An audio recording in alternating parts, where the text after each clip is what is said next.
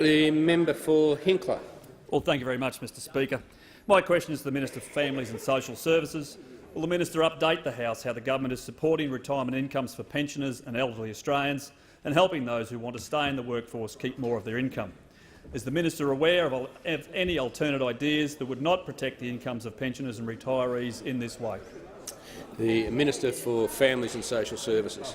Well, I do thank the member for Hinkler, who's a very strong champion for older Australians. In fact, there's 28,000 aged pensioners in Hinkler, and he stands up for them. He's determined to support them. On this side of the House, we are supporting retirees. That's why we passed legislation, Mr Speaker, just last week, the pension work bonus. The amount you can earn each fortnight before it reduces your pension increased from $250 to $300 a fortnight. Promised, delivered, done. The pension loan scheme, giving people the option to borrow against their home to draw down a fortnightly amount paid through Centrelink. More options, supporting people in retirement, supporting retirees, because this side of the House supports retirees. But I must. Are there any other approaches, Mr Speaker?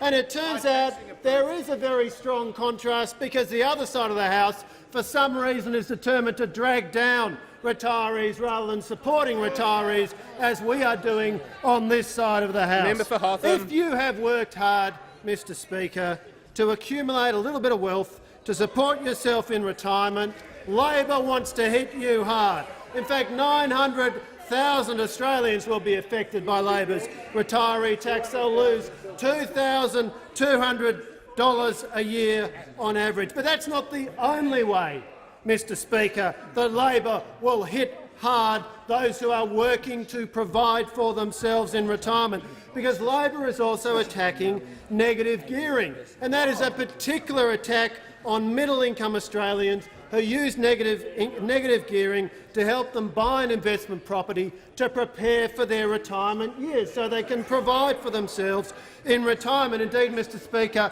more than 40% of people who claim deductions for rental properties are aged 45 to 59, and they are squarely in Labor's sights. So there's a very clear contrast at the next election, Mr Speaker. We've got one side of the parliament, mysteriously, that does not want to encourage middle-income Australians to work hard, to accumulate some assets, to help provide for themselves in retirement. If you own shares, Labor's franking credit changes are coming after you. If you own property, Labor's negative gearing changes are coming after you. If you've worked hard to build assets and provide for yourself in retirement, Labor wants to hit you, Mr Speaker. On this side, we know that if you do that, you're reducing the burden on the taxpayer of the age pension, and we want to thank you.